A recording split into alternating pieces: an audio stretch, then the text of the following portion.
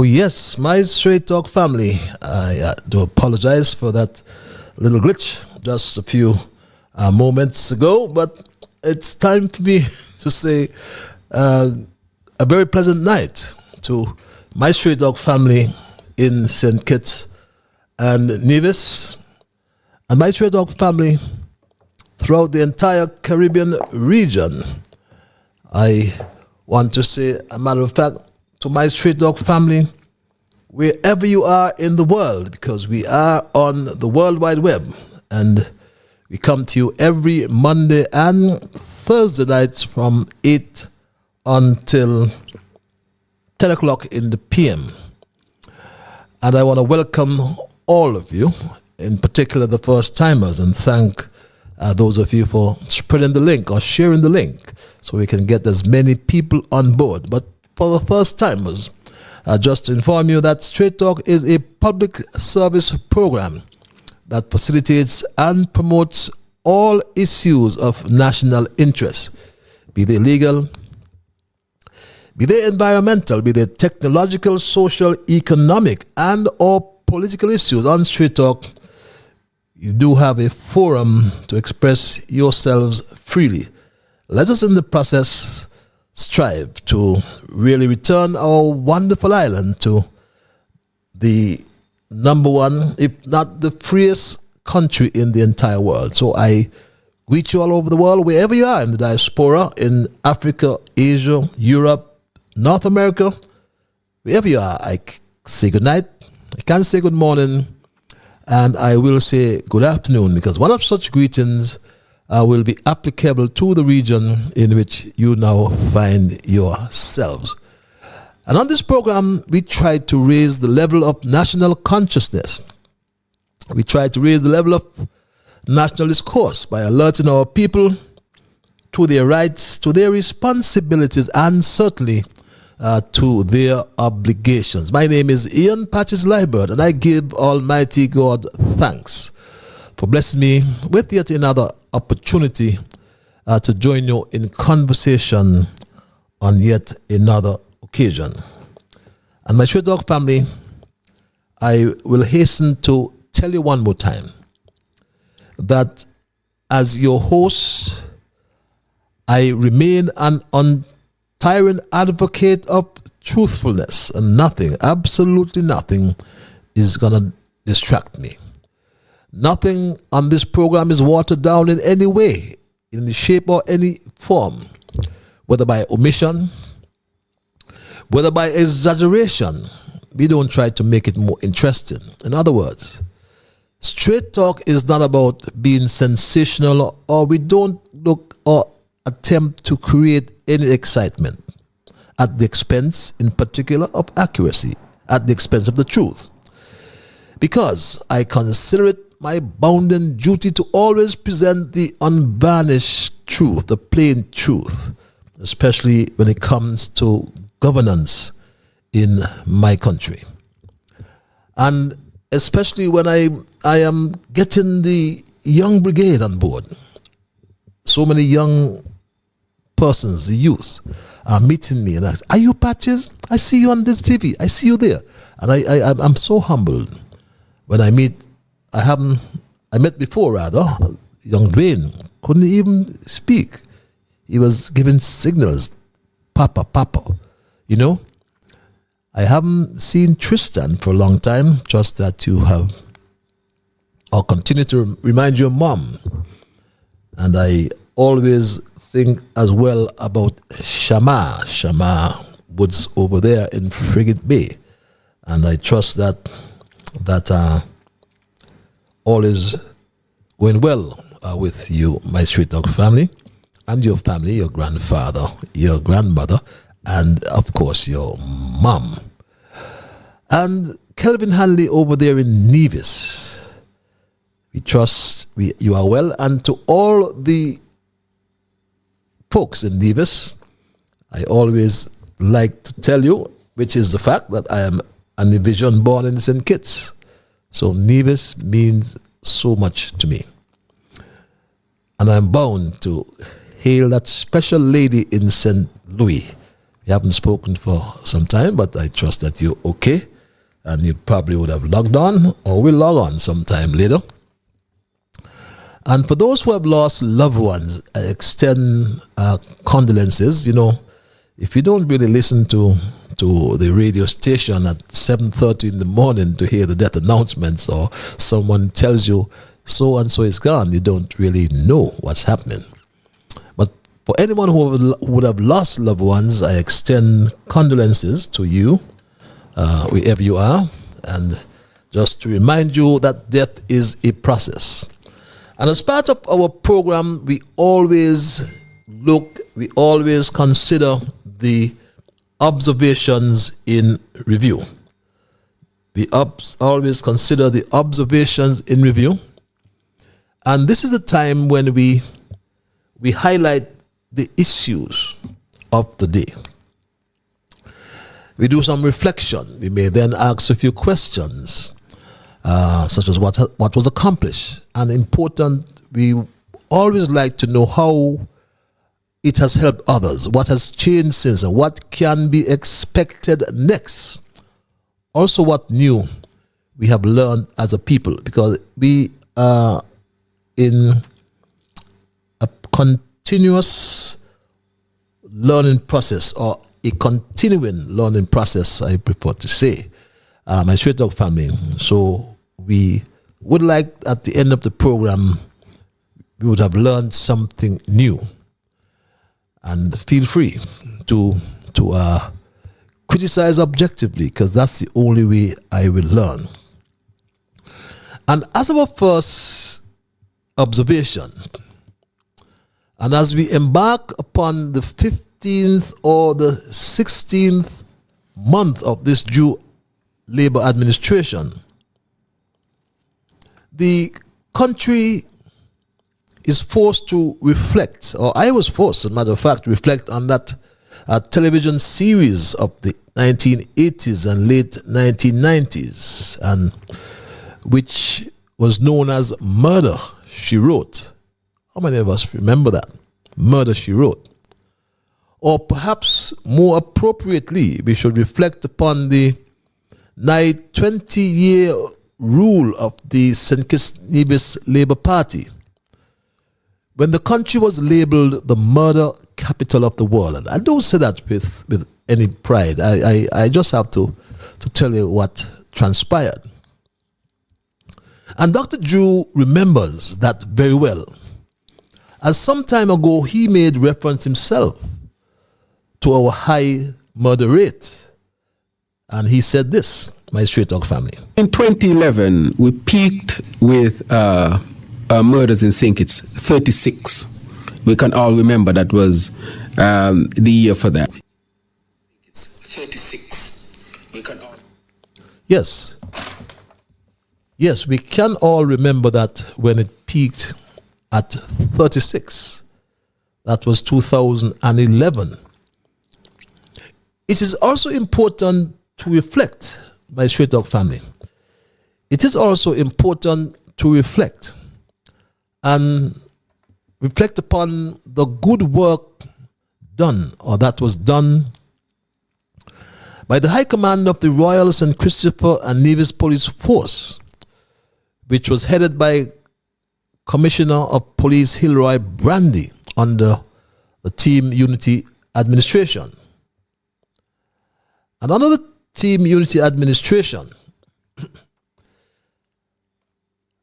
and this confirmed, or can be confirmed by the statistics, because when Dr. Drew assumed office as Prime Minister and Minister of National Security, the murder rate was at an all-time low. And he recognized that himself, my Straight Talk family. We are happy that crime statistics have continued to be at an all-time low, particularly in terms of gang-related homicides.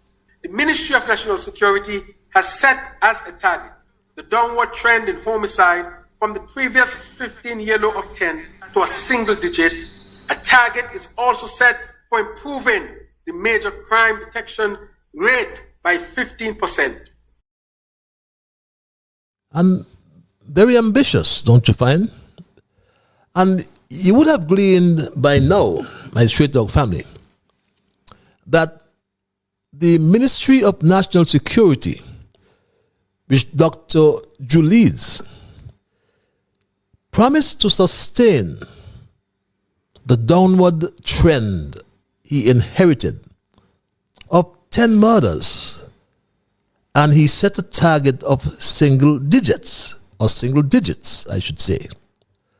But sadly, all Dr. Ju has done since assuming office is to make promises that he cannot deliver or has not delivered. And his record provides that proof, as there have been 32 murders under Dr. Ju. Yes, 32 murders under Dr. Ju. 8 between August to December of 2022, and 24 murders between January to present, my Straight Dog family.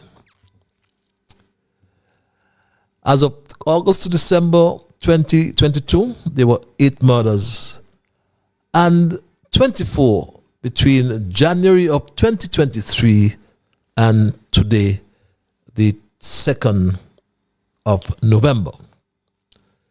The 24th murder was reported by ZIZ's Scottisha Hendrickson today, and ZIZ Media News. The police are investigating an alleged altercation that led to the death of a male on November 1st, 2023. The incident occurred in Salt Pond Alley, McKnight, St. Kitts, between 2:30 p.m. and 3 p.m. Responding to the scene, police officers observed Japhet Liebert of Central Westbourne Street, aged 24, lying motionless on the ground with visible chop wounds about his body. He was pronounced deceased at the scene. The crime scene unit of the Royal St. Christopher and Nevis Police Force processed the scene and collected some items of evidential value. The general public will be kept appropriately abreast of the investigation as it progresses. And we hear that tagline every time. The general public will be kept abreast of what's happening. But we never hear what happened after these reports. But what is striking to me, my Straight Dog family, is that we have not heard one word. Not one word has been uttered by Dr. Ju. As if it is, well, it's normal. Somebody got chopped up or somebody got shot. So that's part of life in St. Kitts and Nevis. And that, to me, is saddening. My second observation, nonetheless, as it relates to a story that has developed over the last 2 days that Straight Talk is following, and a story that comes out of Sadler's, where the students, teachers, and parents of children attending the Sadler's Secondary School staged a protest. My Straight Talk family, yes, you heard me right, staged a protest at the entrance to that school, demanding answers concerning a gun that was apparently carried onto the school compound by a student. Straight Talk understands that officers of the Royal St. Christopher and Nevis Police Force were called to the scene, and after a search of the school compound, found other dangerous weapons, we are told, but no firearms. Straight Talk cannot confirm whether the Minister of Education, Jeffrey Hanley, and his permanent secretary ever showed up at the school today, despite numerous requests from teachers and parents in relation to security at that particular institution. Straight Talk has, however, received information that the school has gone on what we call a virtual mode, my Straight Talk family. As coming from the SKNIS, there was a release rather coming from the Ministry of Education's media unit, which reads, and I quote, "Notice, Sadler's Secondary School to continue remote learning." And dated today, November 2nd. And it reads, and I continue, "It was previously announced that the Sadler's Secondary School, SSS, was placed on remote learning.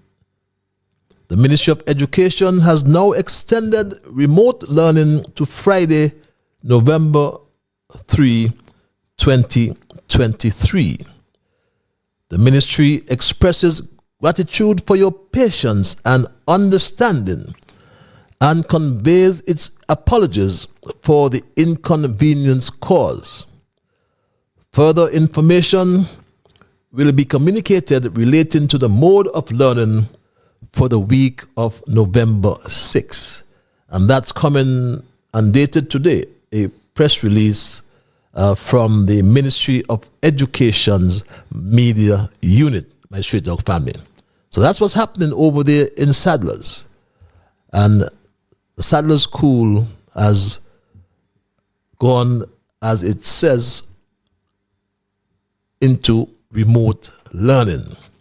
But Straight Talk will keep you posted, my Straight Talk family.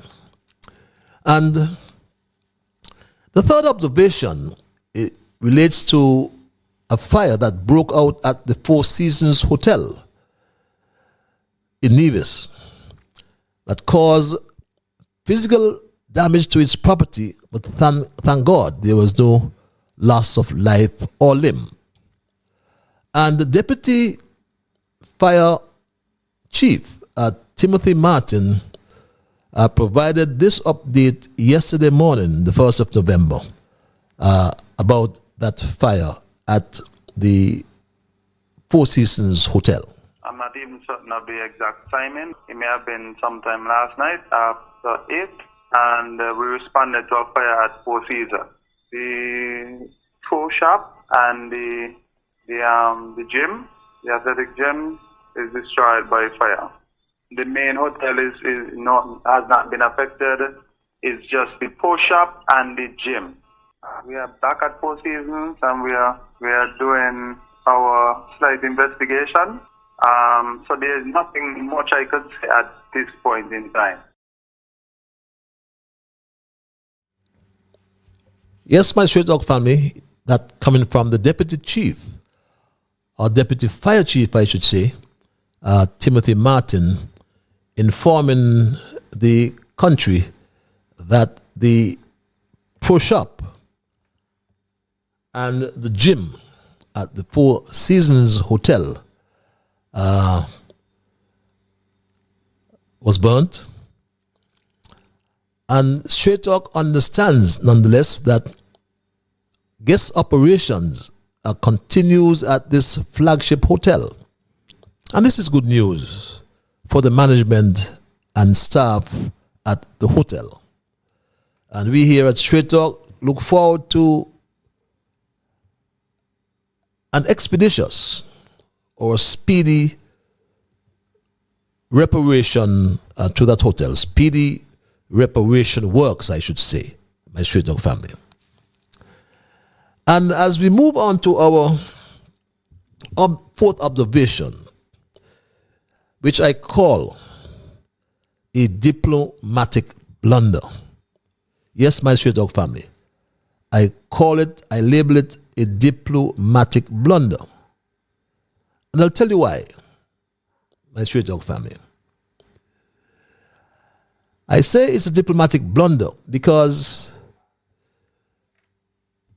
and I ask the question as well, when will we grow up in our little country of St. Kitts and Nevis?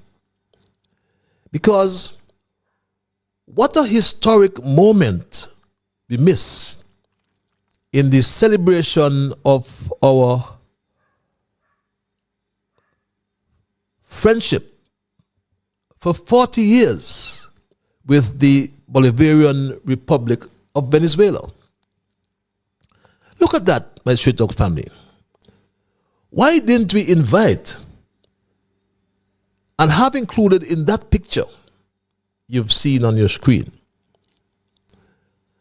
Dr. Simmons, who signed the diplomatic agreement some 40 years ago? Douglas is there, who continued the agreement. What about Timothy Harris, Dr. Harris, who pursued that agreement and even built the venue that hosted the celebration? So Drew now reaps the benefits of his predecessors, but must rise above his petty politics, which is not really in the best interests of moving our country forward. My Straight Talk family, it is said that a picture is worth 1,000 words, and government is continuous. So what a sign of political maturity it would have been to have included in that picture the four prime ministers who all honored this agreement: Simmons, Douglas, Harris, and Drew. What a sign of maturity it would have been, again, my Straight Talk family, if only all these prime ministers who are here on the land of living, why weren't they included in this picture celebrating 40 years of friendship with the Bolivarian Republic of Venezuela? We know that Dr. Drew, on the other hand, is silent. He is silent on the current issues relating to Venezuela and Guyana, Republic of Guyana. We are also familiar with the Caribbean position, or the CARICOM position on that issue. But at some stage, the country of St. Kitts and Nevis must be informed of its position as it relates to this area dispute between Guyana and Venezuela.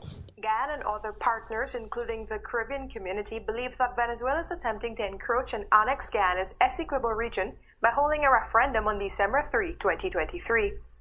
Through that referendum, it is feared that Venezuela's government would attempt to seize, acquire, or encroach upon Guyana's land, pending the International Court of Justice's final determination of the validity of the arbitral award that established the land boundary between the two states and the final and binding nature of that boundary. So Guyana's government has approached the World Court and asked for provisional measures to block Venezuela's moves while the wider judicial process of resolving the border controversy unfolds. Now, for years, Guyana and Venezuela have been trying to resolve this border controversy, wherein Venezuela claims about 2/3 of Guyana, that is, the entire Essequibo region and the exclusive economic zone offshore. After bilateral talks failed, the matter has been referred to the International Court of Justice, where Guyana hopes it can get a final binding judgment that indeed the Essequibo region belongs to Guyana. Venezuela has not been keen on participating in the case before the World Court, and now the country will hold a consultative referendum in December. Essentially, this referendum means that citizens will be asked whether they support much of Venezuela's decisions in relation to Guyana's Essequibo region. And yes, my Straight Talk family, the country of St. Kitts and Nevis ought to know what is our position as it relates to that long-standing issue between the Bolivarian Republic of Venezuela and the Republic of Guyana. And in our final observation for tonight, it would be remiss of me if mention was not made of the recent hospitalization of our Minister of Tourism, Marsha Henderson. ZIZ's Carla Berridge provided this report last night for the nation. Minister of Tourism, Civil Aviation, International Transport, Employment and Labour and Urban Development, Honourable Marsha Henderson, is currently hospitalized, having undergone emergency surgery on Tuesday evening. Yes, my Straight Talk family. It would be remiss of me if mention was not made of the hospitalization of our minister with responsible for tourism and other subjects in the country. You understand as well that the JetBlue landed today, and unfortunately she was not there. But personally and on behalf of the entire Straight Talk family, we wish our dear minister a full and speedy recovery, my Straight Talk family. And that's our observations in review for tonight as we move right into our thesis. Without hesitation, I move right into my thesis tonight, my dissertation, which I have titled, Money Make the Mayor Go. So Brantley gone withdrew. Brantley actually not gone withdrew, but his sucking up to Drew is the exact caption. And I am sure that many of us remember the old proverb, money makes the mayor go. My Straight Talk family. Again, money makes the mayor go. So Brantley sucking up to Drew. And I am sure that once we are familiar with it, we would have known as well that it explains the power of money and suggests that if you pay enough, people will show interest in working for you, my Straight Talk family, or with you. And that exactly is what is happening, it seems, with Mark Brantley and Terence Michael Drew. What is happening in our little democracy explains the power of money. It says, if you pay enough, people will show interest in working, as I said before, for you or with you. And to provide some background, Dr. Drew Recall was accused of being disrespectful to the long-standing leader of the St. Kitts Nevis Labour Party, the Right Honourable Dr. Denzel Llewellyn Douglas. And we understand that he continues to do so, but at his own peril. Douglas, meanwhile, enjoys every remaining moment of his political career. And when he's not traveling the world, he drinks his coffee and he cocks his foot. Remember, he told us this. Me drink me coffee and cock me foot. Me drink me coffee and cock me foot. Me drink me coffee and cock me foot. So when Dr. Douglas, as I said, is not traveling the world, he's drinking his coffee and cocking his foot. And according to Douglas, nonetheless, he was disrespected by Drew, who threatened to challenge him on the floor of the St. Kitts Nevis Labour Party conference in November of 2021. And Douglas, remember, said this. What is disrespectful to me is that people want me to go and contest with them. I am not contesting with anyone. It has never happened in our party before. For the 90 years of the party, no leader has been challenged in that way. And it is not going to start with me. If people can say that they would want me to support in that way for the extra 6 months, then I prefer not to be there. And so I ask you to consider what I have said. I wanted to clarify this matter because I think it is totally disrespectful when people are saying, oh, Douglas must go. Douglas wants to stay here forever. This is what is being said by our own comrades around. And I feel very, very disrespected when people will make statements of that kind. Of course, you can say you don't want Douglas. You can have someone else. But to say that I want to stay here forever and I must go and that kind of nonsense, I feel disrespected because I don't think it is necessary and I don't think it is true at all. Disrespected, according to Douglas.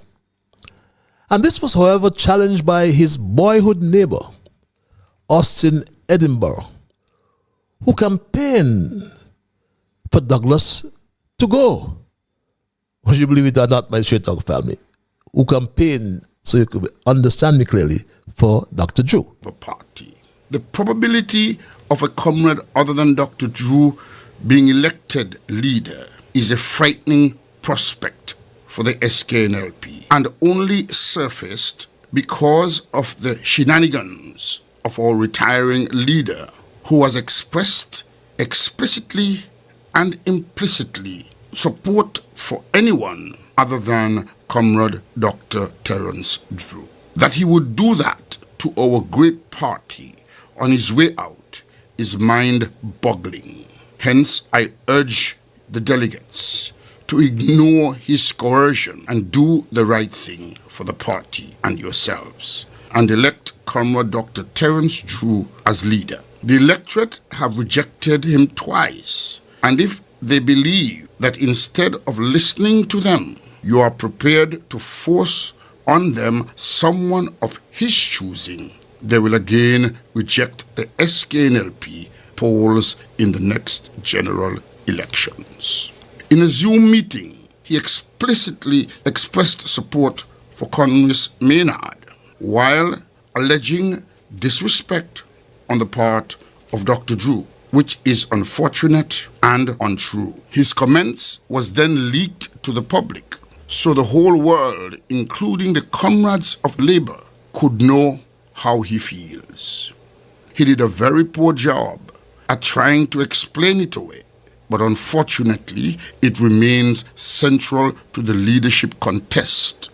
Other competitors, via their surrogates, who are peddling this untrue machination, a close confidant of the comrade leader said to me, if he wants to talk about disrespect for him, then maybe he should tell the people which Labour candidate in the last elections, along with his father, was most disrespectful to him in a private meeting at a restaurant on South Friars Beach. Almost blew off the roof with bad word, cussing him out, telling him that he is who caused the candidate to lose the election.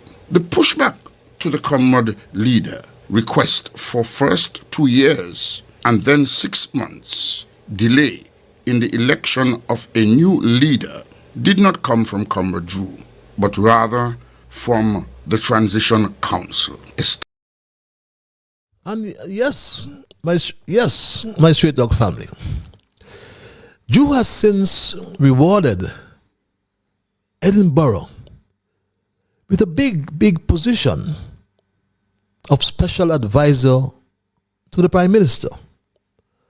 And this, no doubt, continues to prevent the healing of the gaping wound between Douglas and Drew. Edinburgh takes all the credit. Edinburgh takes all the credit as the inescapable agent, I call him, the inescapable agent of Douglas's downfall as national leader of the St. Kitts Nevis Labour Party.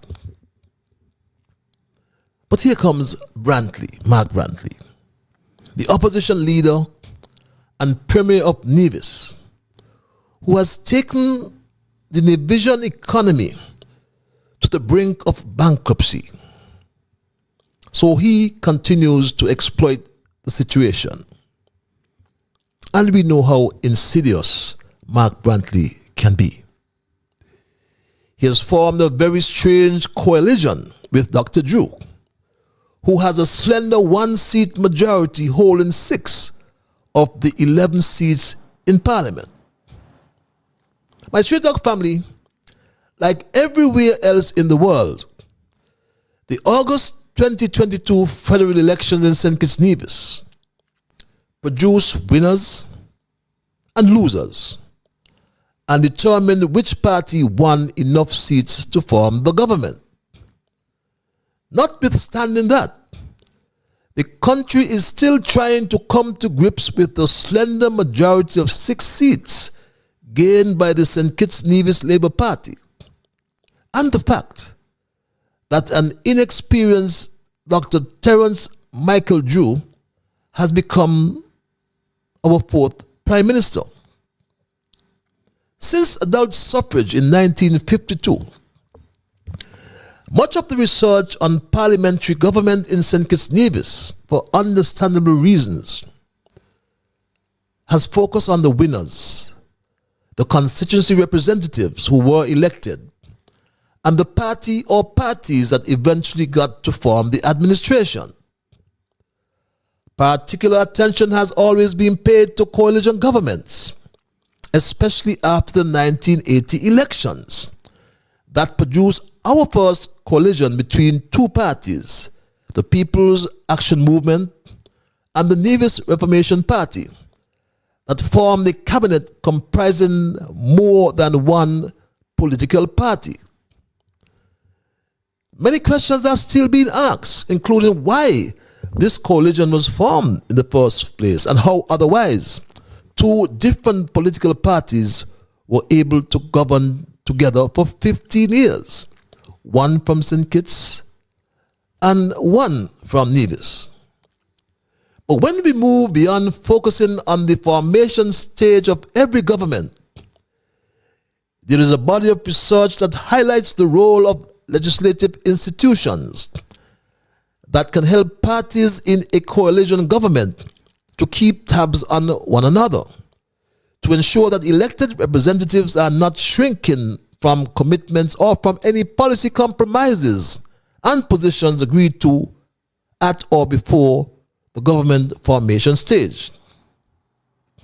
Here in St. Kitts Nevis, Brantley would like us to believe that commitments were not honored, and when he pushed Vance Amory aside, may he rest in peace, when Mark Brantley literally pushed Vance Amory aside and assumed the role of premier, suddenly he began to attack his leader, Timothy Harris.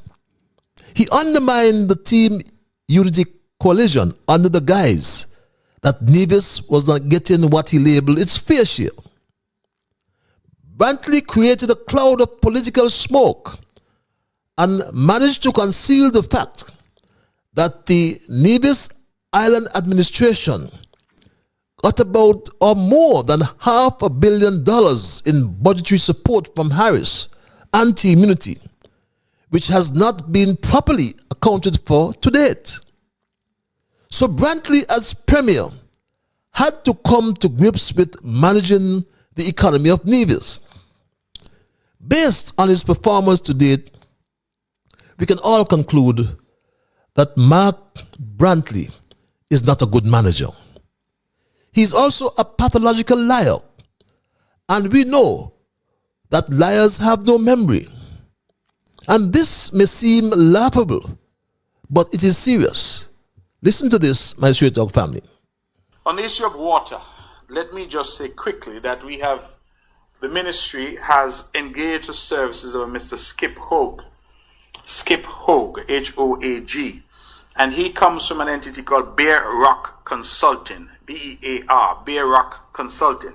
and that is an entity in the US. He is currently on island. Can you provide an update on Bear Rock Consulting following an announcement a few months ago about the NIA's involvement? So the Bear Rock Consulting? Yes, that's correct. I'm not familiar with Bear Rock Consulting. B-A-R-E? B-E-A-R. I'm not sure. Bear Rock Consulting doesn't ring a bell for me. I wonder, is that the water? Yes, that Oh. And my Straight Talk family, it's not laughable. It is serious. Because they say liars have no memory. But it is about money. And we all know that money makes the mayor go. Brantley, with all the money that has passed through the NIA treasury, he has not finished one capital project in Nevis. Think of the Mondo Trap, the Wally water taxi facility, the hospital wing at the wing at the Alexander Hospital. And though not exhaustive, but at the same time, he has increased the public debt to Nevis to over $500 million. And we must always remind him about this public debt as of July 2023. Do not let it go. Tell him every day if you have to, because it's going to get higher and higher for as long as this incompetent leader remains in office in Nevis, my Straight Talk family. This debt will get higher and higher. Our debt as of July 2023, our total foreign debt stood at $30.8 million. In terms of our domestic debt, that number stands at $449.4 million. When that is combined then with the foreign debt, we have a total NIA debt $480.3 million EC dollars. In terms of government guaranteed debt, and that total public sector debt comes up to $36.7 million. When then you combine the public corporations with the central government debt of $480.3 million, we have a cumulative total debt position of the island of Nevis at this point, that is corporations, of $544.7 million EC dollars. By any measure, it is a significant number. Yes, by any measure, it is a significant number. And we must remind Mark Brantley about that, even if we have to do it every day. Remind him, because it brings out his incompetence and poor management of the economy in Nevis. My Straight Talk family, American industrialist and business magnate Henry Ford, I'm sure we know that name, is quoted as having said that money doesn't change men, it merely unmasks them. If a man is naturally selfish or arrogant or greedy, the money brings that out. That's all. I must repeat that. A Henry Ford quotation. Money does not change men, it merely unmasks them. If a man is naturally selfish or arrogant or greedy, the money brings that out. That's all. Unquote. And that epitomizes my Straight Talk family. That to me is a perfect example of Mark Brantley, whom I had come to know, having sat with him in the cabinet for 5 long years. While I cannot confirm whether the context of the following statement I will read was ever explained, but prominent international banker Mare Rothschild, who was the founder of the Rothschild banking dynasty, was alleged to have said these words, and I quote, "Give me control of a nation's money, and I care not who makes its laws." You hear that? Give me control of a nation's money, and I care not who makes its laws. And this skillfully, aptly as some may say, describes the man called Mark Brantley.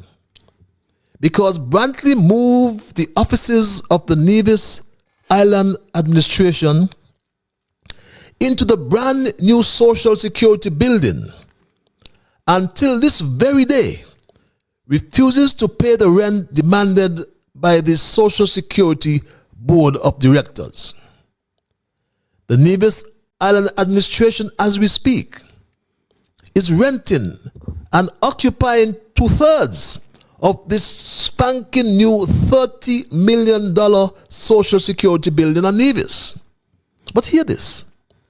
The NIA under Mark Brantley is only paying $1.50 per square foot for rent for the past 8 years. Although the board of directors, sometime in 2021, instructed them to pay $3.50 per square foot, in spite of the fact that the market price is estimated at $10.50 per square foot. Mark Brantley and his associates are blatantly refusing to honor the Social Security Board of Directors' official decision. This, I submit, is highway robbery. It is the rape on the Social Security Fund. It is an assault on the people's money earmarked for their pension, and will continue to be as long as Mark Brantley and his Nevis Island administration is allowed to pay this peppercorn rate of $1.50 per square foot. But to rub salt into the wound of the Social Security Board, as we say colloquially, the Concerned Citizens Movement Nevis Island administration, led by Mark Brantley, owes the Social Security Board approximately $20 million in contributions for deductions made from salaries and wages of civil servants in Nevis, but has not paid 1 cent into the Social Security Fund. Deducted monies from the wages or salaries, did not match the contribution, and has not paid a cent into the Social Security Fund. So what has he done with the money? What has he done with the money? We must ask him. These actions of Mark Brantley and his Concerned Citizens Movement, Nevis Island administration, constitute a criminal offense according to the ruling, my straight talk family, of High Court Justice Tamara Gill in the case Garth Lucian Wilkin versus Ian Patches Libert. But Mark Brantley does not care about the law if he has control of the NIA's money as Minister of Finance in Nevis. Examine Mark Brantley and his performance as leader of His Majesty's loyal opposition, my straight talk family. The Parliament is a representative body of the people.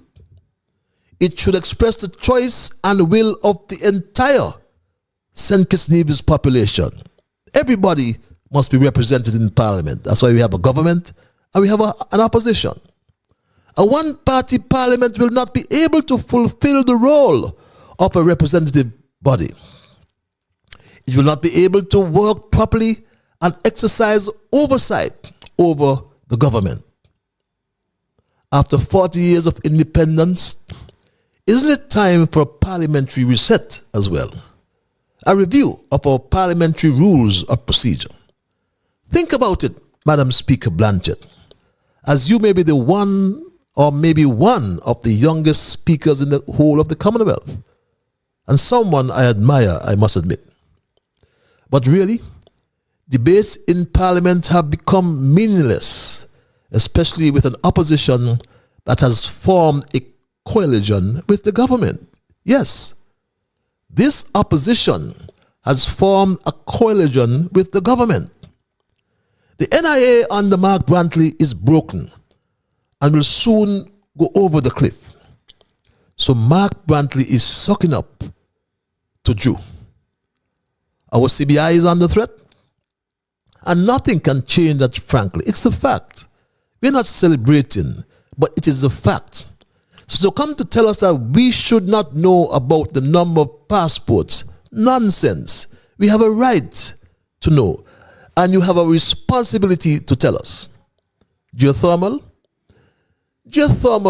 cannot be developed in the next 5 years and more. So do not be fooled, my Straight Talk family. Geothermal, I repeat, cannot be developed in the next 5 years and more, because it will take 2 years or more for drilling to prove the resource is commercially viable.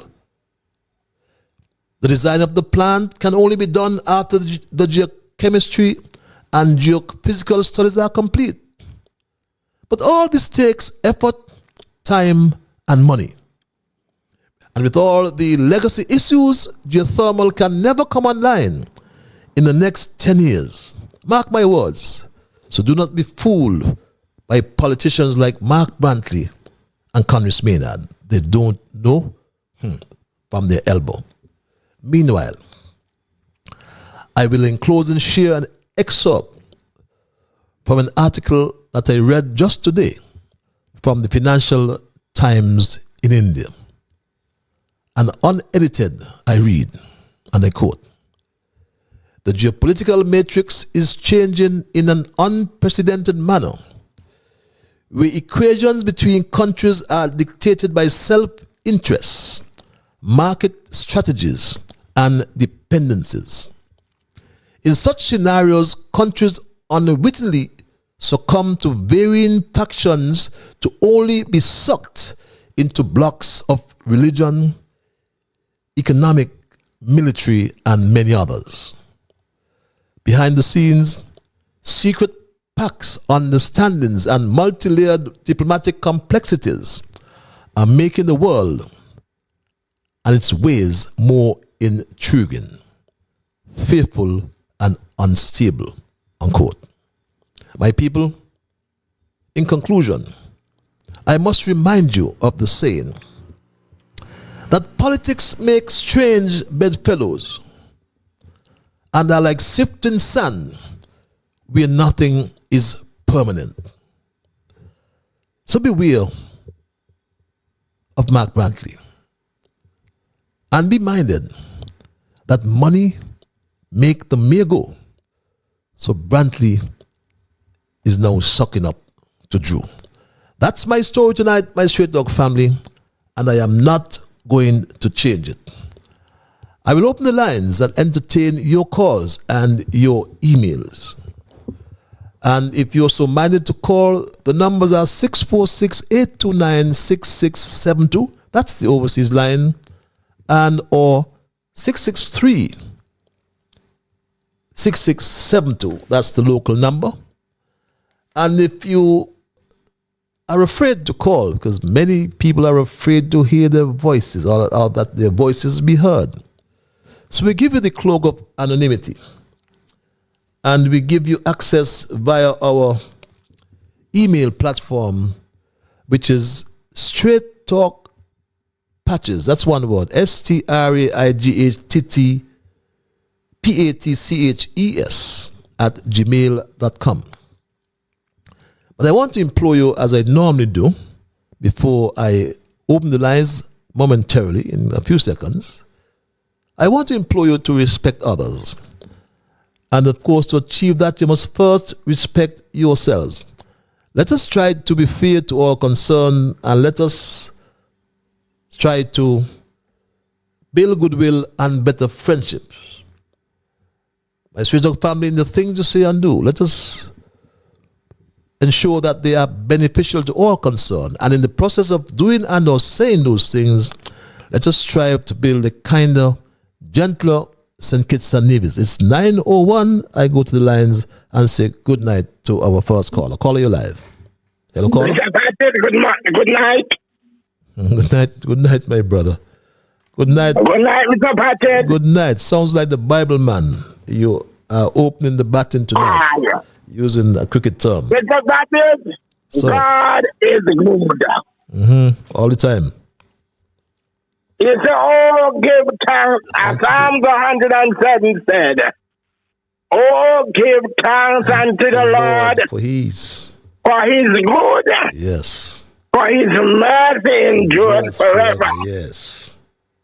Let the Redeemer of the Lord say so, who you have redeemed from the hands of the enemy. That is, Psalms 41 said, blessed is the man Consider that the poor. considereth the poor. In the time of trouble, the Lord shall deliver him.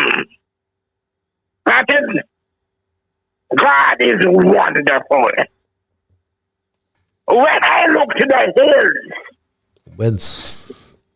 and I went to, I said the goodness of God. What I am saying tonight, Mr. Patrick, the word of God says, is not appointed unto man once to die, but after that it is judgment. Patrick, I am saying it tonight. Nicodemus, he used to teach people pie, but he did not born again. Nicodemus had to go by Jesus by night. And I'm saying, Mr. Patis, it got to be that when we are born again believer, turn to God, God hear us. That is, I am saying in Psalm 91, it says, blessed is the man that considereth the poor. Psalm 91, Psalm 46. Psalm 91, he that dwelleth in the secret place Yes, the Most of High the Most High shall abide.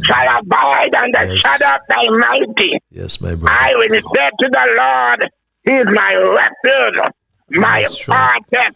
In God will I trust. Yes. Surely he shall deliver me from the snares of the fowler and from the noise of the pestilence. He shall cover me with his feathers, under his wings of trust. His truth shall be my shield and buckler. Thou shalt not be afraid of the terror by night, nor the hour that flieth by day, nor the destruction that come at noonday. No. But it is good. And I want to tell you, it is good to serve God. And when you serve God, you got a hope when you die. And that's what I want to tell you something, you know. But this is what just soon take place. Okay, my brother. You're not in it yet. Okay, got you, my brother. Yeah. Hallelujah. Amen. But I ain't going to go further. Thank you for your little sermon, my brother. And thank you. That's the Bible man. And he spoke about judgment. I rang a bell, and I wanted to remind us all that each of us must appear before the judgment seat of Christ. And we can't carry no witnesses, You can't carry one witness, just you and you alone. And we just may be recompensed for the things that we have done. Yes, my Straight Talk family, it's 5 past the 9 o'clock hour. And if you just join me, our thesis tonight, as I said before, money make the mare go. So Brantley is sucking up on the Jew. He has no money. He's broke. Nevis is broke. You see this sort of exposure we have. Our CBI, they talk about diversifying our tourism. They talk about diversifying, but they're doing the same thing. You remember you spoke about and criticized Harris during the COVID, when he said the boats were still coming. What has he done? Without these boats, a matter of fact, just about 2 weeks ago, or just over a week ago, we had this hurricane, was it Tamara? What's the name of the hurricane? And the tropical had to leave port, or couldn't enter port. And what happened to the supermarkets? The shelves were empty. We talk about agricultural diversification. What's happening? Imagine what could have happened if the Four Seasons was burnt out night before last. That's the fickle economy that we have. Yet they talk about building resilience. Building what resilience and how? How do you build resilience? They talk about sustainable island state. What is sustainability, my Straight Talk family? Patches, I would like to see Mrs. Carly Morton, beg your pardon, entering into the field of politics. And on the political rostrum, disseminating the facts and counterattacking the lies and deception regularly emanating from government. The country is longing for these dissenting voices to keep the government's feet to the fireplace. The Federation is devoid of an opposition leader in Parliament, one who will represent the people who have been marginalized, victimized, and suffering. Brantley must go. I just can't comprehend how he can be premier and opposition leader in the same country. It has to be a joke, reads this email. Yes, my Straight Talk family, the lines are open. Let's go back to the lines and say, caller. Are you there, caller? Hello, caller. Okay, we seem to have lost that caller, my Straight Talk family. I want to commend Carl Brown, reads this other email, for his resolute courage, boldness, and the favorable comments he has been uttering on the talk shows in the Federation for several years. Everyone will not always agree with him, but nevertheless, so he is adamant and relentless in his resolve to inform the public of what is happening in the country. I wish I was as bold as him and others in the likes of Culture, Ras Aya, Jamdong, Alice in Wonderland, Bernie Sanders Lady, and those in the diaspora. They all need to be highly commended for their bravery and constructive criticism of the government whenever there is a need. 909, my Straight Talk family, let's go back to the lines. Caller, you're live. Hello, caller? Hello? Yes. Hello? Yes, somebody... Good evening, Dr. Ian Patches. Your humble servant. Somebody called devil and it appears. That's why I have enough power to cool down the volcano in Mount Shatman. Please do, my brother. Yeah, okay, my humble leader, brother. Thank God for you. Good evening, everyone who is listening to this wonderful program called Straight Talk. Nothing but facts and the truth is issued here by Patches program. That is why they cannot stop Patches. But let me talk with this little one here first before I forget the main one I want to commit tonight, please.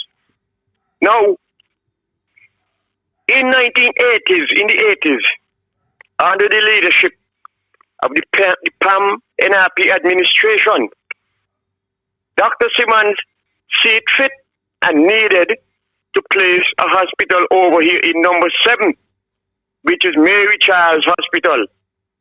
And it served the rural area over here well.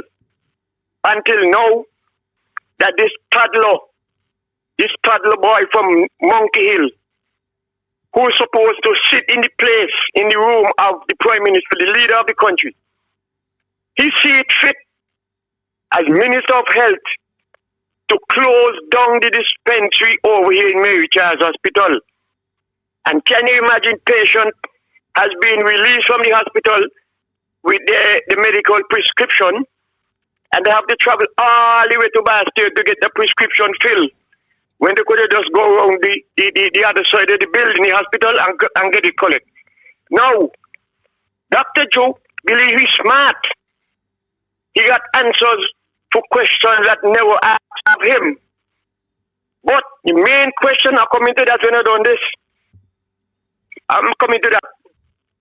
He tried to stop anything that was done under the Unity administration led by Dr. Harris. If everybody could observe what really going on, that is what he's doing. He closed down the dispensary over here without any public explanation. None, absolutely none. And that is not good.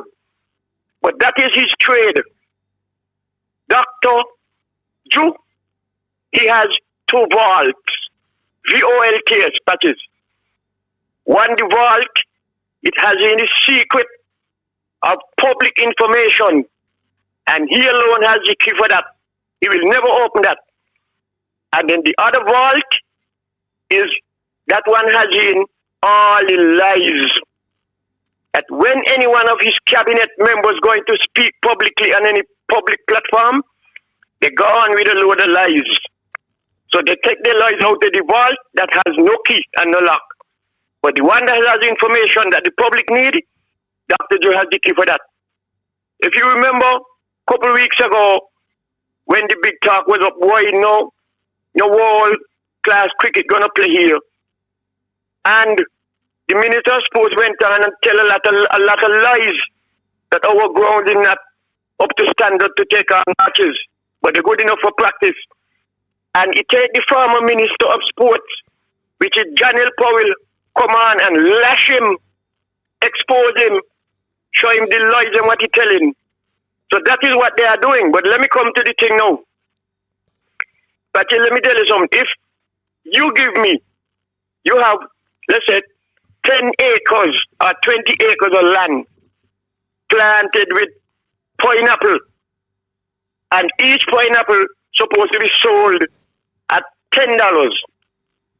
And you know well then that the pineapple, every time you check the field, you notice pineapple gone. Nobody broke in the field and steal nothing, but they've been sold by me. Well, you expect to see the money for those pineapples that has been sold in the cash pan. And if I cannot show you the money for those pineapples that I sell in the cash pan, something is wrong. So therefore, I will hide the cash pan that you cannot see in it. And you cannot see how much pineapple I sell.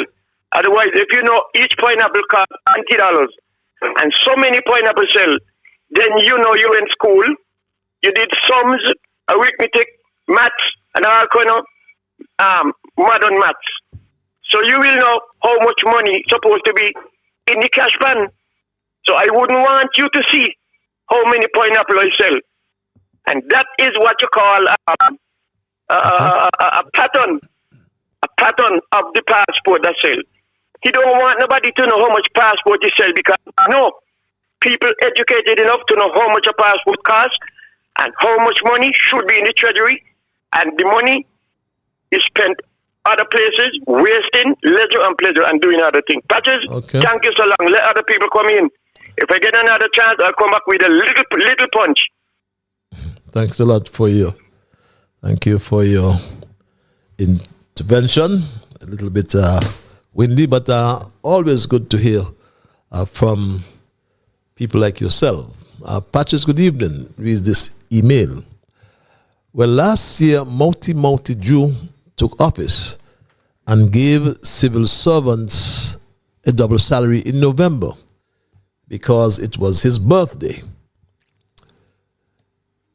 Well, I want you to know that this is another November, and his birthday is coming up again, and the civil servants, beg your pardon, are looking for their double salary. But I want to also ask Mouty Jew, where is the duty-free concessions for citizens of this country? My straight dog family. that he gave last year again around this same time, November. We don't want no duty-free concessions in December because all of the shipping companies will have backlogs and people won't be able to get their Christmas gifts for their children and families. You need to stop talking so much and give us action. We want our double salary and duty-free concessions now. Thank you. Patches reads that email. Let's go back to the lines. It's 16 past 9 o'clock. Call you live. Hello, Good evening, Mr. Ligon. How are you, Mr. Brown? Oh, I'm not doing too bad for my age. And good evening to the listeners home and abroad. Well, you're supposed to be saying you're not doing too bad for your age to Mr. Libert. You've been here quite a while. Age is wisdom, my brother. People talk about age is wisdom. I always say that. Yes. What I want to look at is Larry, I continually call and talk shows about the 250 vulture and parents and relatives of students in all the different schools wasn't hearing anything about it, and I have not received or heard about it.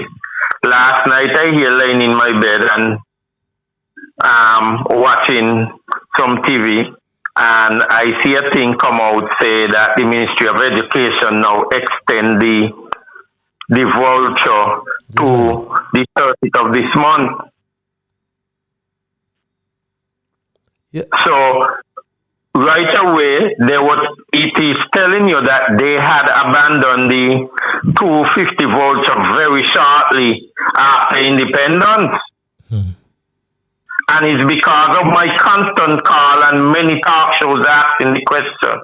Because many parents meet me and tell me they ain't get it, and that's why I was continually saying and asking the question about it, but nobody was answering, and it's now extended to the 30th of November. The other question is that people are asking out in the public is, what about the free concession and stuff that started last year, November? If Dr. Jew, I hear you just play the clip, and that's what I was coming with. If Dr. Jew is going to start the free concession on a number of items that enter the port until next year, because if you see last year, they extended over into the new year. The other question is, Mr. Libert,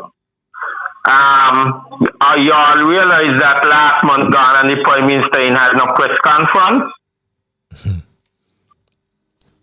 The Honorable Brantley had his press conference last month, but the federal Prime Minister ain't got a press conference for October. You all realize that? He went on Freedom. No, that's not the normal press conference. He went on Freedom because of PLP had the press conference. And if you realize, since the Labour government took office, every time PLP have a press conference, Dr. Joe reach on in a few hours after the press conference to do what? To say what? React. We want to know what he is going to be doing in small business. I keep asking and requesting that they promote small business. Come, Mr. Libert, the PAM NRP government started the Small Business and Small Business Association, and people see many business has taken off from there and things. Some has failed, some has bounced back and things, but they started that revolution. And the big businesses, them today, that are still standing, can boast that the success of financial millions that they boast about in the financial report to all the shareholders yearly is off of the small business. 90% of those 10 million, 9 million, 11 million, some of these companies does be boasting in the financial report to the shareholders and so that they make. It's off of the small business. And as I keep telling every government, Mr. Laibot, small business is the brain, the backbone, and the spinal cord of any economy around the world, because the big businesses have to feed off the small business. Okay. Otherwise, the big businesses cannot survive. Okay. Got you, my brother. I'm gone. Thank you very much. I'll be back. Thank you very much. Sad to note, though, that all the small businesses have been displaced by the Chinese. I mean, you have Chinese supermarkets here, there, and everywhere, all around St. Kitts. Can't tell you too much about Nevis, but there are 2 supermarkets in Newtown. Not 2, well, 2, 3 in East Bastia, or 4 in East Bastia. Where are the small businesses? My good friend used to speak about the Fallopian Tube in Newtown, George Street. But the only supermarket or real business there on Newtown is that Chinese supermarket. Good night, Mr. Liebert. Read this email. It is sad, but Nevis is going to the dogs. Read this email. The fire department is not telling us about the news that the fire truck in Charlestown is not working. Imagine locals had to go with their pump trucks to help with the fire at Four Seasons while they rush from Charlestown to get the fire truck from the Vance Emery Airport. My advice to Mark, the $10,000 he pays his so-called advisor every month, he should take it and buy a fire truck. Read this email. We go back to the lines. Caller, you're live. Hello, caller. Yes, Mr. Laibert, Carl Brown here again. Okay. Yes. Mr. Laibert, I am looking at, as I was just telling you earlier before in a couple of calls before, that the Prime Minister ain't had October press conference yet, right? I am looking forward for people to ask the Prime Minister to give the account on the number of passports that has been sold up until now, and if the European report is true of over 37,000 passports has been sold from 1984 to 2023. And I have been urging the journalists them that whenever that press conference come up or round table come up again, ask the Prime Minister how many passports have been sold from 1984 until 2023. Because when the Honorable Dr. Timothy Harris was asked, he gave that. He said in the press conference before, I don't have the figures now, but the next one I will bring it. And in next press conference, he bring 3 figures. He said 10,000 plus passports was sold at a certain time, and then he said up to the time was 12,000 something, and he said up until presently now is 16,500 and plus passport has been sold, and that was 2018. Since then, we have not had a report from any other person or Prime Minister. And we are asking the present Prime Minister to give the amount of passport that has been sold from 2018 when Dr. Timothy Harris gave that count of 16,500 and plus. How much from that time, 2018, until now, 2023, has been sold? What is the top 5 countries that acquiring our passport? Okay, my brother. Yeah. Yes. I'm sorry, I gave you a few seconds, but I'm sorry about that. Yes, my Straight Dog family, you are so correct. In 2018,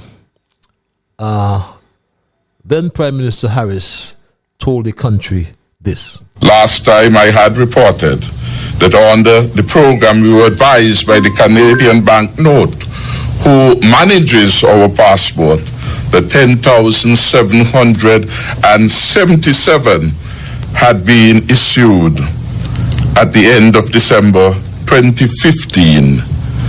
And we have the revised information from the banknote, which says that up to 2015, really, the figure should have been 12,496. And the total number of CBI passports now issued stands at 16,544.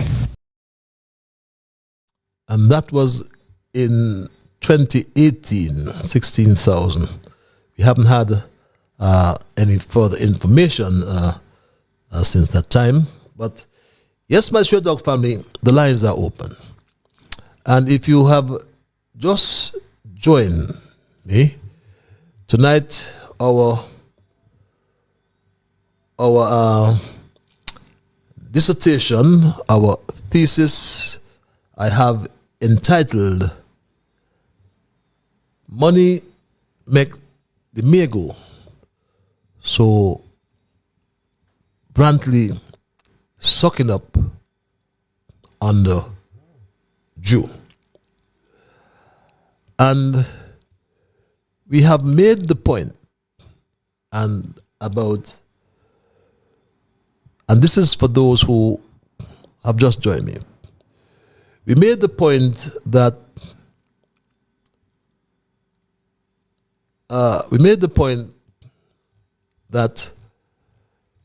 this proverb of many, many ages ago, money make the may go, explains the power of money. My Straight Dog family, and suggests that if you pay enough, people will show interest. Let's go to the lines. Caller, are you there, caller? Good night, how are you? I am peaceful, my dear. And how are you? Thanks for taking my call. When you don't hear me, that means the phone cut out because it's acting up again. You understand what I'm saying? Mm-hmm. Now, Mr. Labour, people meeting me and say the conference by the best Prime Minister was so good. I see it on Channel 40, and the Jew was saying if CBI make him lose, I hope he will know what will make him lose because people bargain. I don't know who he means. The full speed doing nothing. Let him keep another conference. Let him go. And all the program and TV, ABS too, he got them good. He and Simmons will think it's to what it is, not them. I don't know when they should never follow. I don't know when. They should have never follow nobody to mash up a good government. Mr. Lebert, some sheik was here for smart home. Everything is smart. They think they're smart. And one of them is Hamas, you know. When are they taking money from these countries? They must know them. See what's going on in the outer world when it will be soon overturned. I hear they keep in meeting with the people for the lands they hold up. I hope the right people will get them. And the houses at Wellington is the people you had for them. Get them. Don't worry. They meet everything. You're still the best. The market nearly flooded out Saturday. Stop joyride. A lot of things there to finish and do. We will know how good they are. The Libert, I went to Molyneux and Roman school. If you can't do your work, they put you to kneel down. Have a good weekend, and I'm so glad I get in. Thank you very much. Thank you, my dear. Sounds like Alice in Wonderland. As we go straight back to the lines, caller, you're live. Patches, good night. How is Jam Down? Good night, my brother. How about thou? Patches, you hearing me? Good night. Yes, we are hearing you loud and clear. The whole world is listening to you. Yes, Patches.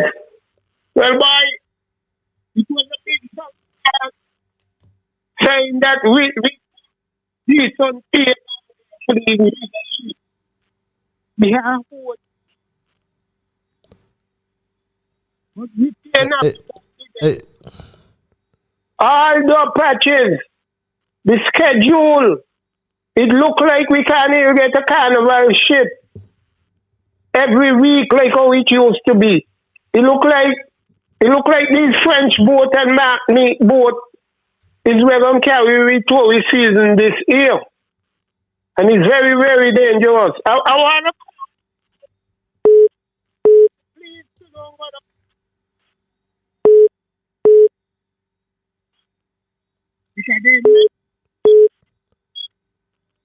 Jam Down, you moving around?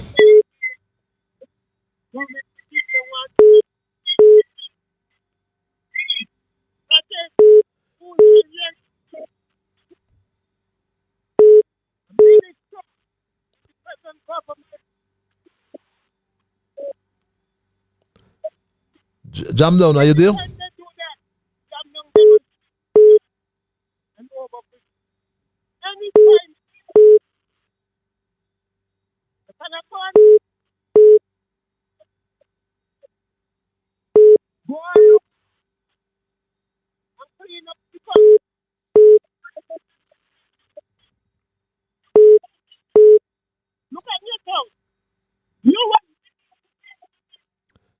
Jam Down, are you here? Jam Down, are you hearing me? Hello, Jam Down. Yes, Patches. Yeah, we're not hearing you. You seem to be moving around or something. Yes, one thing. Yeah. You was there for 7 years. You hearing me? Yes, we're hearing you now. You was there for 7 years. 5 years. 5 years.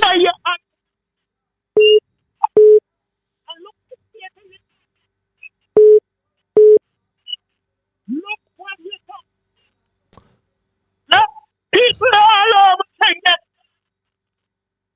And a man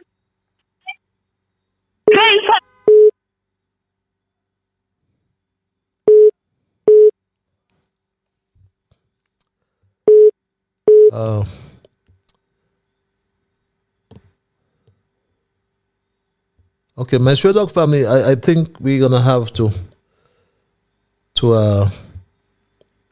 we do apologize for that. Are you there? Are you there, Jam? No? Hello?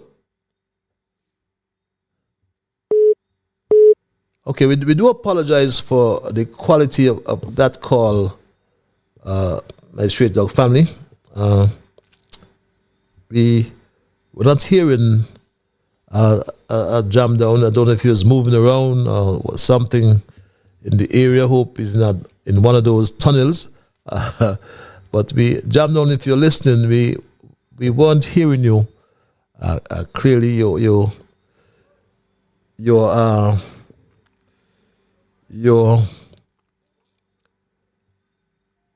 The quality of your call was not good, for broadcast. And there's some people calling me on my private line.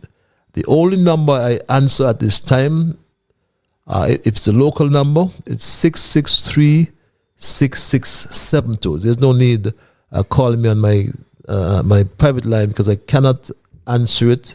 And if I answer it, you won't be heard nonetheless. So please, again, the numbers are 663-6672 and or 646-829-6672. If you've joined me belatedly, we are discussing our thesis for tonight, which I have titled Money Make the Mare Go. So Brantley is sucking up to Drew. And we made the point of what's happening in our little democracy. And it explains the power of money. It says if you pay enough, people will show interest in working for you or with you. And that is the understanding behind the theme or the proverb.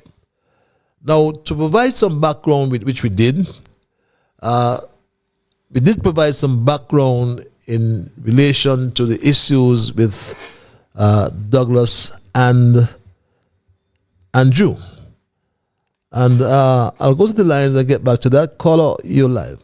Hello, caller. Good evening, Mr. Libert. Carl Brown here again. Mr. Libert, as you play the clip with Dr. Douglas, we all had it on our phone that he said he's just cracking his foot and relaxing. Right? Now, the question is,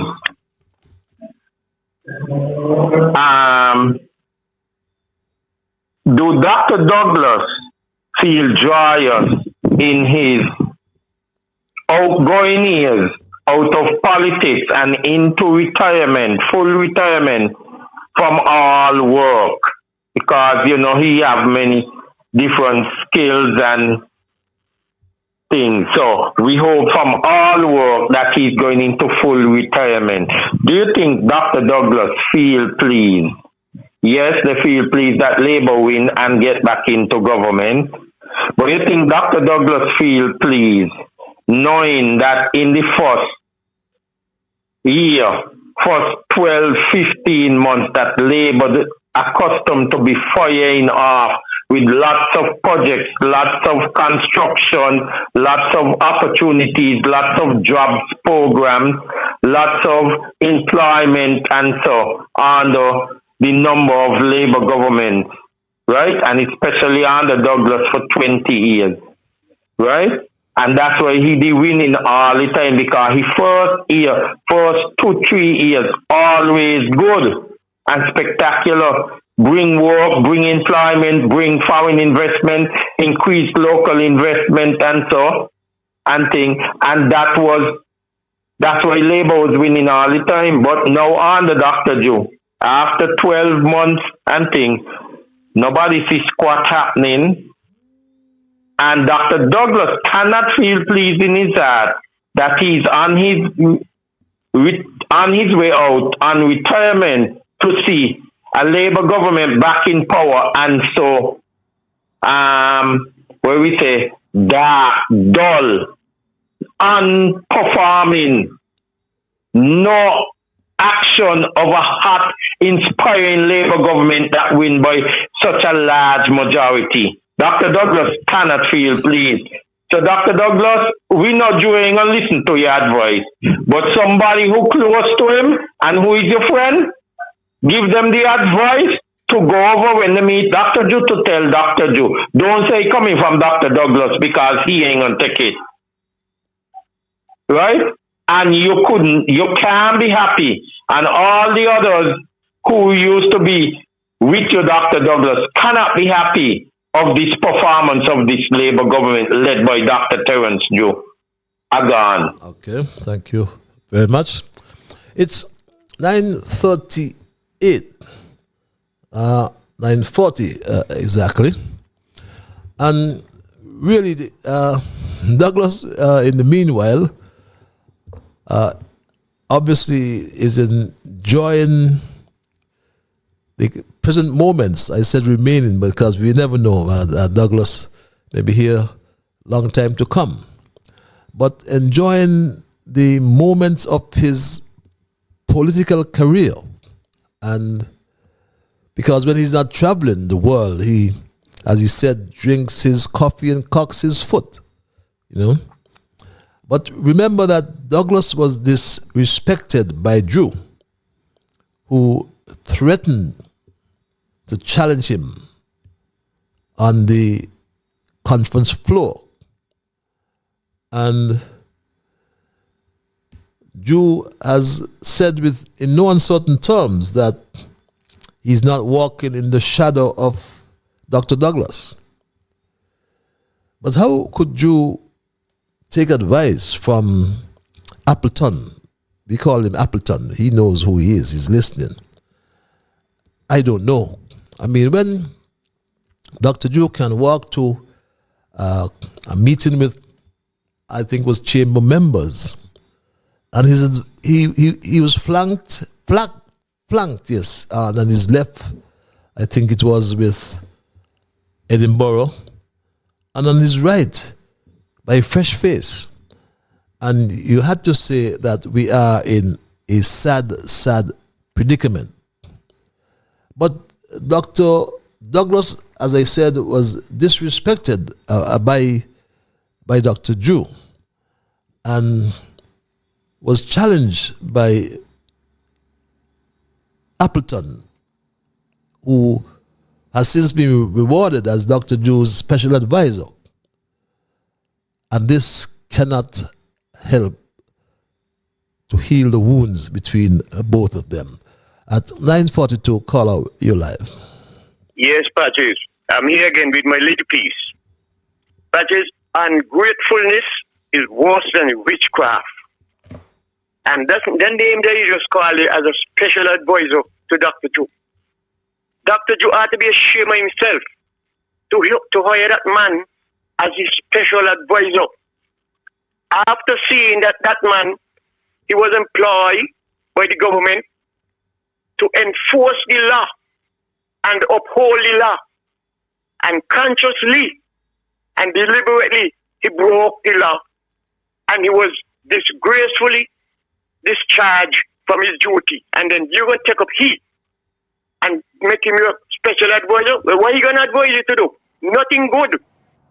So we should expect good coming from Dr. Drew, according to his advisors, but we ain't supposed to be surprised when we the things that he is saying and doing. Now look at the advisor. He partially raised in Dr. Douglas' home in St. Paul's. They were closing on a thinning fence. And if he could turn so ungrateful to Dr. Douglas, what else he would not do? Because he is one, don't get in his pension, get in his social security, and then now he get big job, special advisor getting another pay. Well, we need to know if social security getting any money out of that. Because it is not fair, it is not right. Too many persons in St. Nevis need a job for years. A lot of them spend their money, invest their money overseas to study, to come back as doctors and get the PhD, praise him daily. And they cannot get a job. If they do get one, the people who they're working with, they're pushing them around because they see that they are in need of a job and they're taking advantage. And it is not right. And another one who getting on your back patches, talking about when you was up in New York as an ambassador. But you had a program on the radio station every day, and that is not right.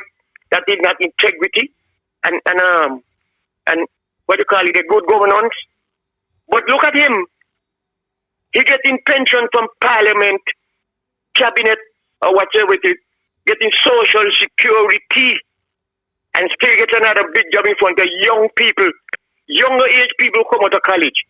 I ain't said that you cannot put a rookie in the cockpit of an airliner. He alone, he got to walk alongside the captain and get enough experience. And when the captain see well then that he could take over, the captain will do what he has to do. And that is what needed to be done here, because Drew criticized the former administration, which you all remember in patches, and he criticized them, said that when he get in there, he going to make transparency, information of public information, and all this kind of thing, and he doing opposite. But if you could tell the whole world that Team Unity administration were in there for 7 years and they haven't done anything, well, my God, for me, brother, he need a help for himself alone. Okay. Whole road be alone. That alone, when you pass in the plane and you look down, you say, well, that's out in the sea. Somebody will say, well, they moved the road from the danger area where it was because many persons get killed. And so the minister decided to move it from under the boulders and put it where it is. That's one. And look at the other long thing up here where the largest ships in the world now, tourists would come here and dock up to that. And they say it wasn't good, it was spoiled. That is why God don't like ugly and he don't like liars. And all them who walk in telling lies, God don't know what to do with them. God is going to fix them because it's in the Bible. He do not like a lying tongue. I just thank you very much. Oh, the umbrellas over Mary Child, where people have to sit down in a chair or bench and cool out when the sun hot or whatever. That is the flying like a kite up in the sky, how they rip up and they right by the road there. So anybody could see them. Mary Charles Hospital needs looking after. Anyway, Patches, have a good night, brother. Thank you very much. Always a pleasure, my dear brother. Have yourself a good night as well and a wonderful weekend. And as we are on the upper side of Straight Talk for tonight, and for those who may have joined me belatedly, we examined our thesis tonight. Money makes the mayor go. So Brantley sucking up on the Jew. And we made the point that Brantley, as the opposition leader and premier of Nevis, has taken the economy of Nevis to the brink of bankruptcy. So he continues to exploit the situation within the Jew Labour Party, or the party that Jew leads at the moment. And Brantley has formed a very strange coalition with Dr. Jew, who has a slender one-seat majority as he holds 6 of the 11 seats in the parliament. And like everywhere else in the world, the August 2022 federal elections in St. Kitts and Nevis produced winners and losers and determined which party won enough seats to form the government. And I must say here now that the federal elections are elections to elect the government of St. Kitts. No matter what they say, St. Kitts. Because Nevis has its own elections. So these elections are to elect the St. Kitts government. But because of the expediency that was put into our constitution, this is what happens and creates the problem. You have a premier who is the leader of the opposition in St. Kitts. How queer could that be? But notwithstanding that, the country is still trying to come to grips with the slender majority of the 6 seats gained by the St. Kitts Nevis Labour Party. And it is a fact, that it has an inexperienced leader called Dr. Jew, and who has become our 4th Prime Minister. Our 4th Prime Minister, my Straight Talk family. And when we look at the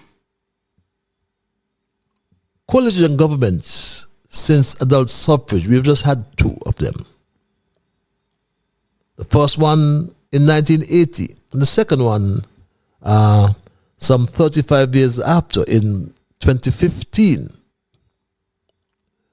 But when we move beyond focusing on the formation stage of these governments, lots of things come to mind.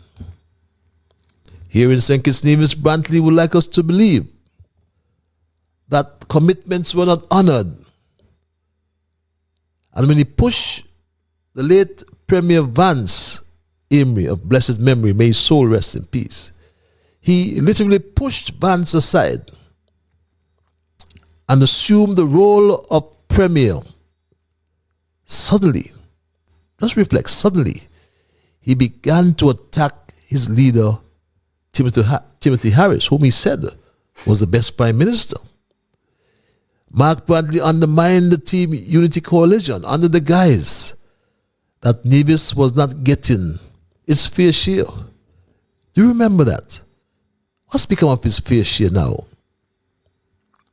But Brantley created a cloud of political smoke and managed to conceal the fact, my Straight Talk family, that the NIA received over $500 million in budgetary support from Harris Team Unity. To date, he has not properly accounted for that money. So Brantley, as Premier, had to come to grips with managing the economy of Nevis. And based on his performance to date, every one of us can conclude that Mark Brantley is not a good manager. He's also a liar. And we exposed his lies earlier tonight, my Straight Talk family. Because they say a liar has no memory. Do we remember this, my Straight Talk family? And this is serious. Take this seriously, I beg you. On the issue of water, let me just say quickly that the ministry has engaged the services of Mr. Skip Hoag, Hoag, and he comes from an entity called Bear Rock Consulting, BEAR, Bear Rock Consulting, and that is an entity in the US. He is currently on island. Can you provide an update on Bear Rock Consulting following an announcement a few months ago about the NIA's involvement? So the Bear Rock Consulting? Yes, that's correct. I'm not familiar with Bear Rock Consulting. B-A-R-E? B-E-A-R. I'm not sure. Bear Rock Consulting doesn't ring a bell for me. I wonder, is that the water? Yes, that one. The liar, this says, has no memory. Night Patches. Gwyneth Byron, a staunch Labour supporter, speaking out plainly against the disappointment of the government. Dwyer and Ira are using diplomacy to do the same. Even the Freedom DJ2 reads this email. And my Straight Talk family, as we wind down tonight's programming, as I was saying earlier,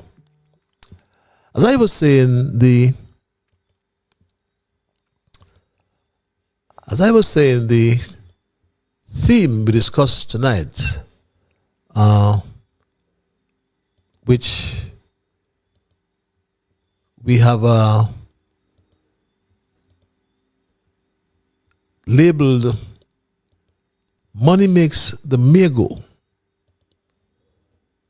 So now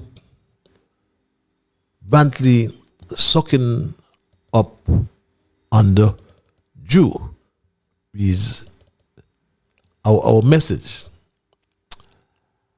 And we made the point earlier, as I was saying, my Straight Talk family, we made the point that under this current arrangement where Mark Brantley has been appointed the leader of His Majesty's loyal opposition, he has found or has made or entered into a coalition with the government. Do you believe that, my Straight Talk family? An opposition coalescing with the government? But my Straight Talk family, as I was saying, as we wind down tonight's programming, it's all about money. And we all know that money makes the mayor go. And Brantley, with all the money that has passed through the NIA treasury, with all the budgetary support he got from Team Unity, he has not finished one capital project in Nevis. Name one for me if he has finished one. And the list is not exhaustive. It includes the Munda track, the Oli taxi facility, Oli water taxi facility that should be, and the Alexander Hospital wing. That's a disgrace. And we must remind him about the debt he has racked up, the public debt, $550 million. See how much our children will have to pay. And it's going to go higher and higher as long as Mark Brantley is in office. And I made the point, my Stray Dog family, and I provided a quotation by business magnate and industrialist Henry Ford, who said, and I quote, "Money does not change men. It merely unmasks them. If a man is naturally selfish or arrogant or greedy, the money brings that out in him. That's all." And that is a perfect example of the Mark Brantley whom I had come to know. And I sat with him in the cabinet for 5 long years. I also spoke to a quotation, a statement purported to be made or allegedly made by the Amschel Rothschild, founder of the Rothschild banking dynasty, who was purported to have said these words: "Give me control of a nation's money, and I care not who makes the laws." And this skillfully describes the man, aptly describes Brantley, because he moved the offices of the NIA into the brand new Social Security building. Until this day, refuses to pay the rent demanded by the board of directors. He pays a peppercorn rent of $101.50. Yes, $1.50 per square foot in a building that the market price estimates should be at $10.50 per square foot. He blatantly refuses to honor the Social Security Board of Directors' official decision. Highway robbery, rape on the Social Security Fund, and assault on the people's money earmarked for their pension. And don't forget, his NIA has collected or deducted monies from the salaries and wages of the civil servants in Nevis and has not paid their contribution along with the contribution of the NIA into the Social Security Fund. And these actions of Mark Brantley and his CCM NIA, my Stray Dog family, amounts or constitutes a criminal offense. Criminal offense. I'll take this and make this my final call if this caller can be guided by the rules of brevity. Caller, you're live on Straight Talk. Hello, all right, man. Good evening, Mr. Libert, man. How you guys doing today, man? How you doing tonight? Peaceful, my brother. Yourself? How are you doing? Pretty good. Pretty good. This is actually a follow-up call, Patches. And because as you remember last week, Monday gone, I called in and I made an observation about the Honorable Marsha Henderson. At her last press conference, it appears like she was sick. Yeah, you said that. That is correct. Yeah, so basically, I just wanted to come back in tonight, and I did hear that she had a surgery. I'm hundreds of miles away, and I made that personal observation. You're a good doctor. Yes. But I just want to wish her a speedy recovery, and maybe you should give her a call, man. Make sure she's all right, and you can come back and report that to us. Let us get an update on how she's feeling. So tonight, instead of me wishing the Federation speedy recovery, I'm wishing the Honorable Marsha Henderson speedy recovery, an individual. I'm looking out for the individual tonight. That's reasonable. That's fair. And I want to associate myself with that. Remember, and I know sometimes we attack them pretty hard, but You know, we got to remember they're human beings too sometimes. You know what I mean? That's true. That's true. That's true. I agree with you. So I just want to advise you to take it easy and speedy recovery. I wish you the same as well, my brother. I associate myself with your comments and your. Yeah, thanks a lot, man. You have a good night and get home safe, man. Have a good weekend. Thanks a lot, and you have yourself a good weekend as well, and perhaps a nice note on which to end the program tonight. Extending our well wishes to the Honorable Marsha Henderson, and wishing her a speedy recovery. We learned that she was hospitalized, according to a news item which we heard on ZIZ sometime, I think it was yesterday, last night to be exact. We heard that she had been hospitalized, and we trust, again, as that caller said, we trust and hope that she would have a speedy recovery from her illness. This was the report on Marsha Henderson. Minister of Tourism, Civil Aviation, International Transport, Employment and Labor and Urban Development, Honorable Marsha Henderson, is currently hospitalized, having undergone emergency surgery on Tuesday evening.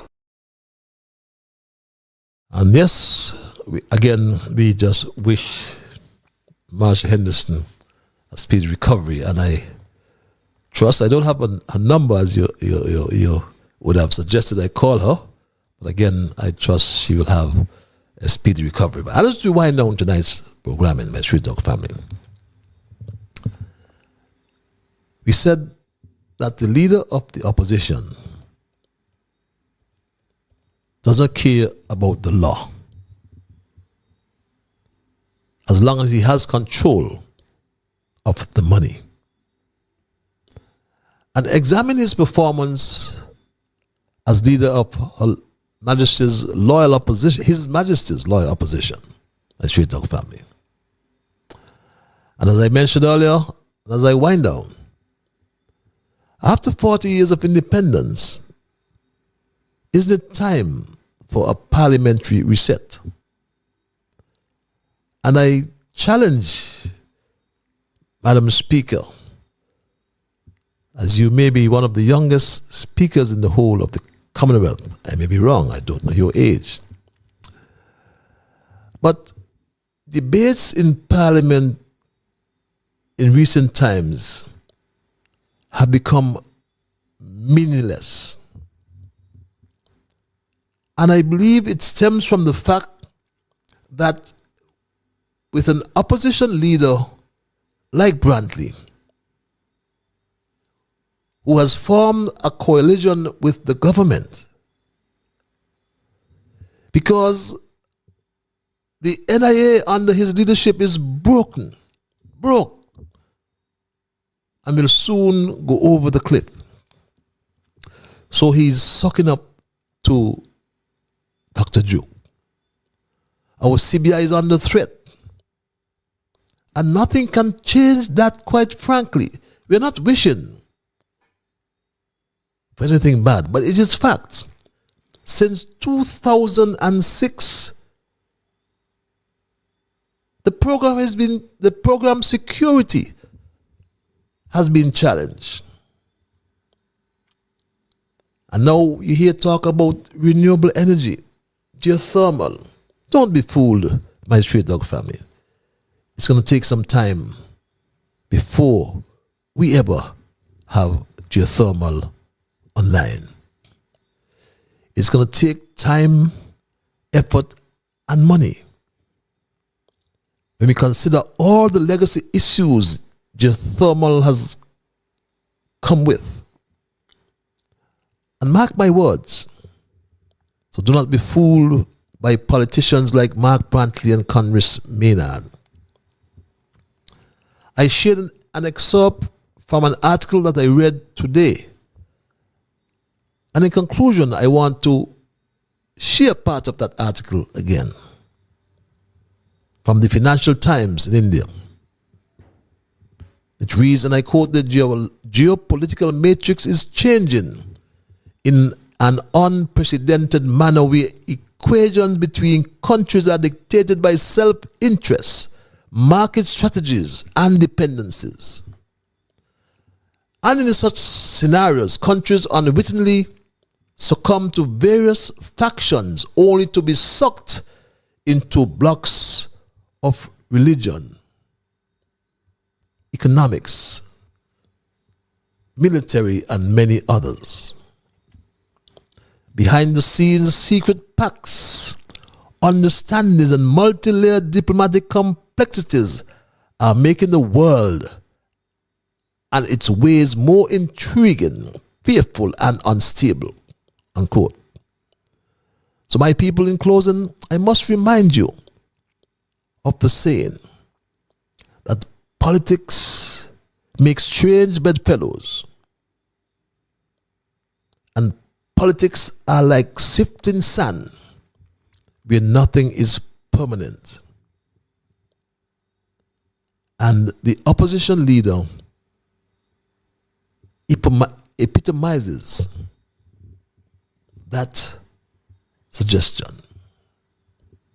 Money make the mayor go, so Brantley is sucking up to Jew. That's my story tonight, my Straight Talk family, and I am not going to change it. I, in the process, want to thank Almighty God for guiding our conversation tonight, as always.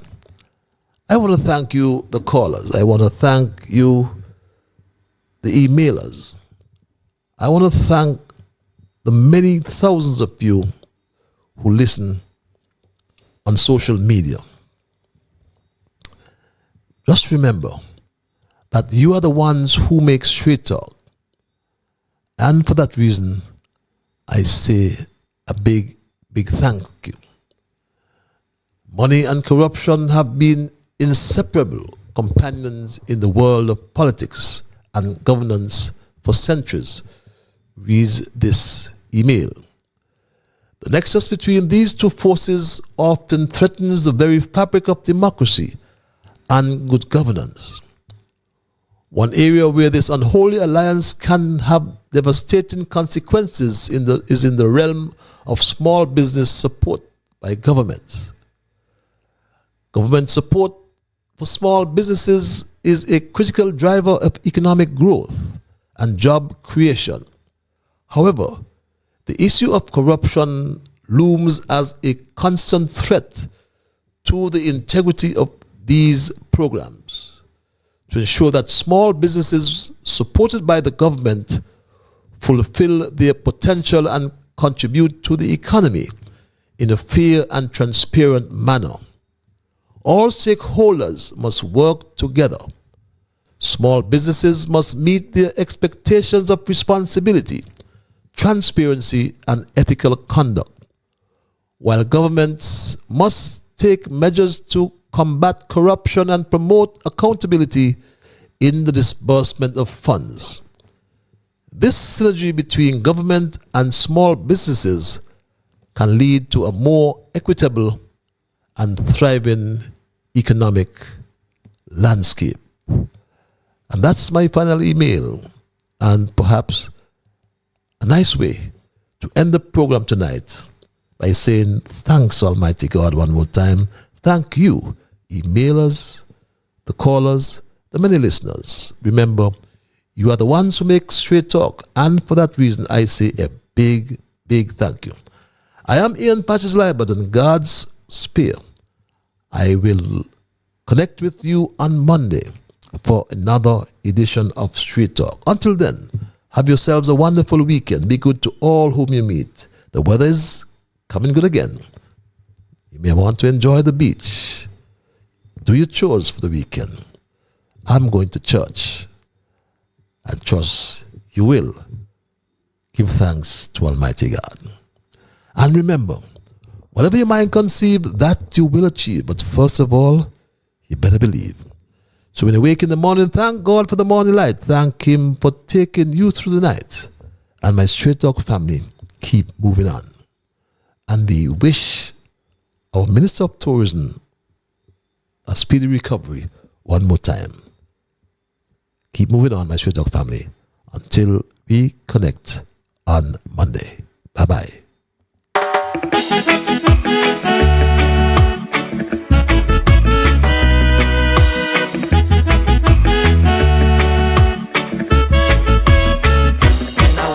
The morning, I thank God for the morning light.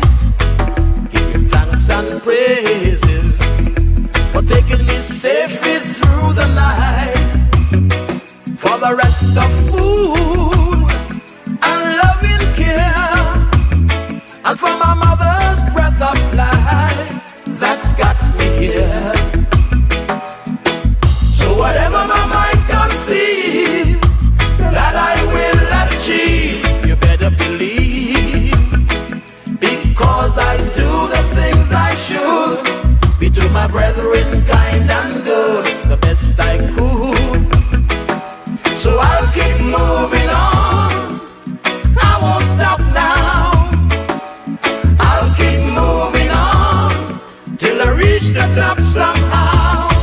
Down on my knees to the Lord I kneel and pray, with my heart and soul, beg Him to take me through each day, my guardian to keep and my guide. Over every step I take, He will preside. So whatever my mind conceives that I will achieve, you better believe, because I do the things I should, be to my brethren kind and good, the best I could. So I'll keep moving on, I won't stop now. I'll keep moving on till I reach the top somehow.